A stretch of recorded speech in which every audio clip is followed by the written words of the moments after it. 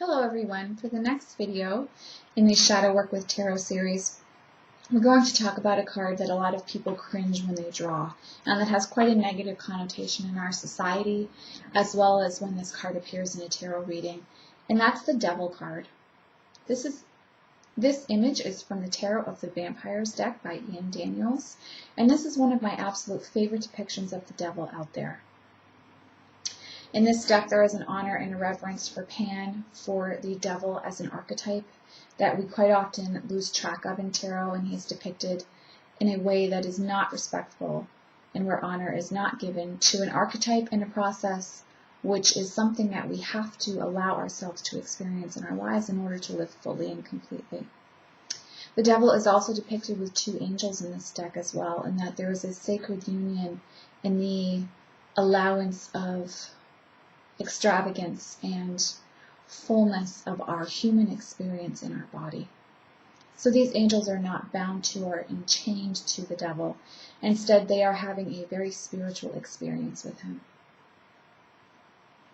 The fire in the cauldron also giving birth to new creation and new reality, and an awareness that there needs to be a time where we are given free rein to experience our desire and our sense of ourself in this world. So whenever the devil card shows up in a reading for me, I always get really excited. I work with Pan and align with Pan, and I align with this archetype of the god as questioner. Very much in my work with the masculine energy of God, or the Lord as we look at him as pagans do.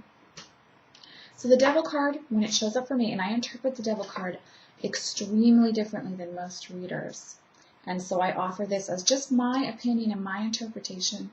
I encourage you to look at other videos which give more of a traditional meaning and representation of the devil card.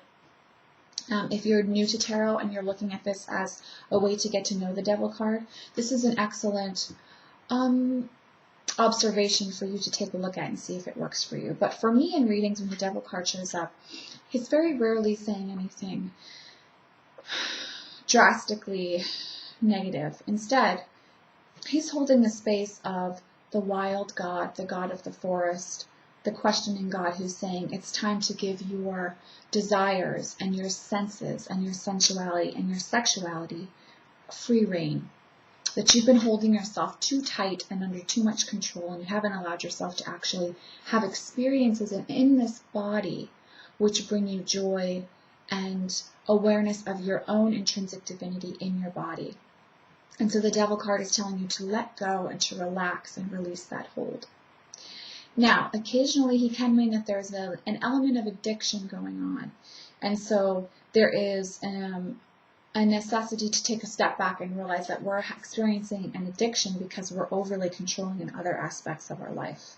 And so there are areas that need to be released and allowed freer rein, and other areas that need to be healed so that we can stop overindulging in things that are not serving us in this physical form any longer.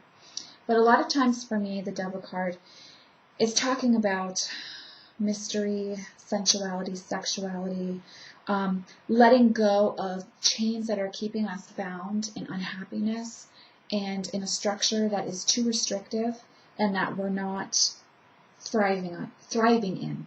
And so we are the ones that hold the key to unlock ourselves from that chaining aspect. And so we must take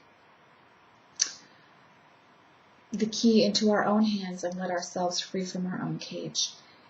And so the devil is joyously and very sensuously pointing out to us that we must be released from some type of imprisonment. The devil is also the birth card of Capricorns, so that lets you know a little bit about what the energy is represented as in humans.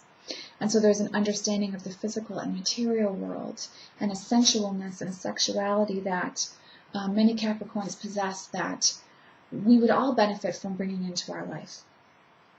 So the devil card for me is really a card that's talking about opening up to and enjoying our physical experience, and to let go of a lot of restrictive belief systems and ways of being that are quite often encouraged in our society that really are doing no one any good, and that we would be wise to take a second look at and realize that we can let go of them, and we don't have to hold on to things from habit or because we were told we should.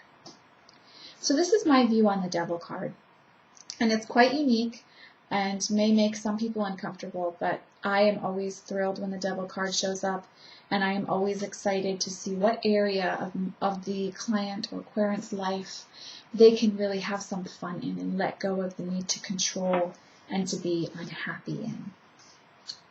So again, here's the image from the Tarot with the Vampires deck. Sacred sexuality. As Tori Amos talks about, marrying the two Marys within is quite often the message for us women when this card shows up. At least if you're sitting at my table, it is.